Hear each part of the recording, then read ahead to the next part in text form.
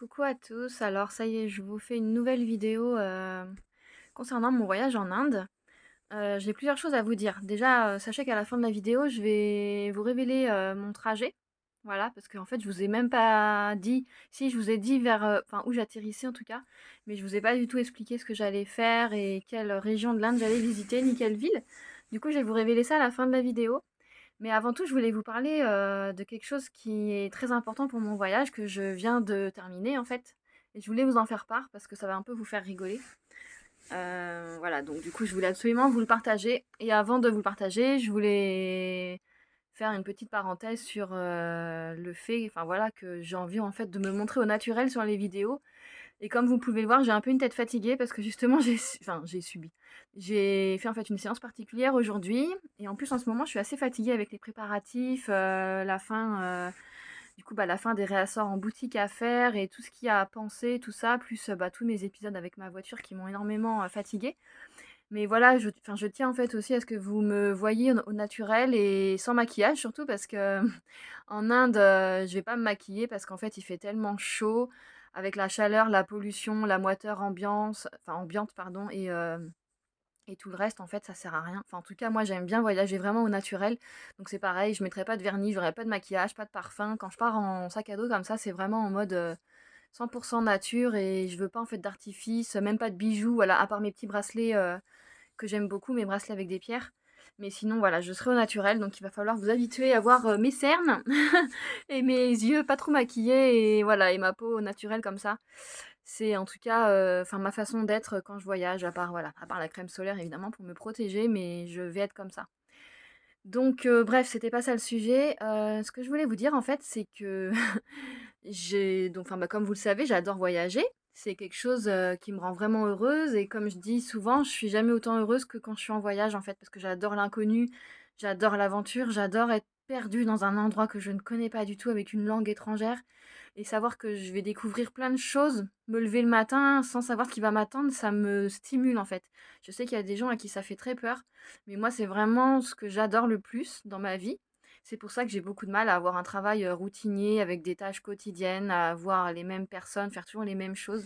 Voilà, donc c'est pour ça aussi que j'ai choisi de me mettre à mon compte et que je suis super heureuse avec ça.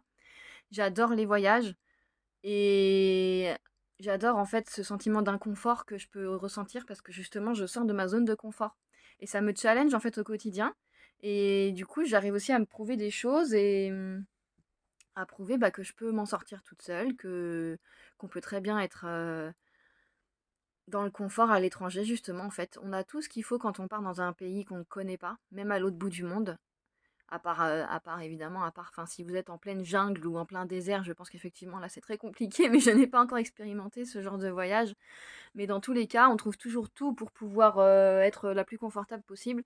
Et enfin, c'est ce que je me suis toujours efforcée de faire. Voilà. Mais il y a bien une chose sur laquelle je n'ai aucun pouvoir. Je ne sais pas si vous imaginez un petit peu de quoi je veux parler. Il y a quelque chose en fait qui m'embête quand je voyage et ça me suit depuis des années. J'ai commencé à voyager à mes 20 ans dans le cadre de mes études et je me rappelle très bien de ces scènes. En fait, j'adore voyager, je m'en sors toujours, mais il y a quelque chose vraiment qui gâche mes voyages et à chaque fois que je repars, loin, même en Europe, hein, ça m'angoisse en fait à l'avance. Alors je sais pas si vous avez deviné de quoi il s'agit. C'est petit, beaucoup plus petit que nous et pourtant ça fait très peur. Enfin, il y a beaucoup de personnes qui ont des phobies à cause de ça. En fait, je veux parler des insectes, voilà, parce que j'ai beaucoup de mal avec certains insectes. Alors, je ne suis pas phobique de tous les insectes, mais il y a certaines bêtes qui me font très peur et en fait, ça me contrarie beaucoup et j'ai du mal à gérer quand je me retrouve en voyage. Même dans l'endroit le plus paradisiaque, croyez-moi, on peut passer des nuits terribles si on a peur, des araignées notamment ou des cafards, voilà. Pour ceux qui n'ont pas beaucoup voyagé, sachez que quand vous partez en Asie ou même en Europe, dans les pays méditerranéens, donc dès qu'il fait chaud, on peut trouver en fait, des espèces de cafards qui font, je sais pas moi, 6-7 cm de long. Donc les gros cafards en fait, chez nous en France, on voit des petits cafards, donc c'est des petits cafards, de campagne, on appelle ça. Donc ils sont transparents, ils sont assez petits, hein. Mais quand vous êtes à l'étranger, vous avez des énormes cafards noirs avec des grosses carapaces, des grandes antennes, des grosses pattes poilues. Au secours. Et en fait, ils sortent enfin, le gros souci de ces bestioles, c'est elles aiment sortir la nuit, Donc voilà, si vous avez le malheur de vous retrouver, la nuit seul, dans votre chambre avec une grosse bestiole comme ça, et bah, si vous avez peur, je vous souhaite bien du courage parce que franchement, moi pour l'avoir vécu plein de fois, que ce soit en Grèce, en Espagne, dans la baignoire, en Grèce au restaurant sur ma table, en Inde, j'ai eu une araignée énorme de palmier, dans ma chambre, des blattes, je ne les compte même plus, que ce soit en Inde, au Sri Lanka, bah, alors à Bali, pareil. Au Mexique, j'ai même vu des migales sur la route, quoi, au secours. Franchement, je sais qu'après, il y a beaucoup d'hommes qui n'ont pas beaucoup peur des insectes. Et il y a par contre beaucoup de femmes qui ont peur, et surtout des araignées et des cafards. Et surtout, bah voilà, en fait, je voulais témoigner par rapport à ça pour vous dire qu'il y a des choses à mettre en place. Voilà, bien sûr, à chaque fois que je réserve un voyage, ça m'angoisse parce que je me dis, ok, je vais passer des super moments, mais si je vois des insectes, ça va me pourrir. Donc j'ai cherché des solutions et je me suis dit que j'allais tenter l'hypnose. Voilà, donc du coup j'ai fait 2 séances d'hypnose là au mois de septembre. En fait, dès que j'ai réservé mes billets d'avion, j'ai cherché une hypnothérapeute pardon, autour de chez moi. Et donc elle m'a dit qu'en 2 séances, on pouvait déjà traiter ce problème. Du coup j'y suis allée il y a 3 semaines et là j'ai fait ma deuxième séance tout à l'heure. Et c'est pour ça aussi que j'ai cette mine un peu fatiguée parce que c'est toujours assez émouvant purée, comme séance. Et là en fait on a travaillé, en gros l'idée c'est de vous plonger dans un état, bah, du coup déjà de conscience modifiée. Donc en fait, vous entendez ce que la personne va vous dire, et vous allez pouvoir échanger avec elle, mais elle va vous faire vous imaginer dans des situations particulières, voire, vous faire en fait retrouver votre enfant intérieur, enfin donc vous en tant que petite personne, donc en tant que petit en termes d'âge, et vous refaire confronter en fait à vos peurs ou à ce que vous avez pu subir. En fait, elle va demander à votre inconscient de vous connecter, à des scènes qui vous auraient traumatisé et sur lesquelles vous aurez projeté votre non et enfin, à partir desquelles vous auriez projeté votre peur sur les insectes. Donc là, enfin moi notamment là, donc je vous parle des phobies. En gros, il s'agissait de, demander à mon inconscient de me faire un parallèle avec une scène qui m'aurait choquée et à cause de laquelle, j'aurais attrapé cette peur, en fait. Et le travail a été vraiment surprenant parce qu'il y a des scènes, auxquelles je m'attendais pas du tout qui ont ressurgi. Alors des scènes plutôt émouvantes que je ne tiens pas à partager ici avec vous, mais en tout cas des scènes, de ma vie que j'avais mis un peu de côté et qui ont certainement fait que du coup aujourd'hui j'ai peur, bah, des insectes parce qu'en fait ces insectes-là, font un écho avec ce que j'ai vécu étant petite. Voilà.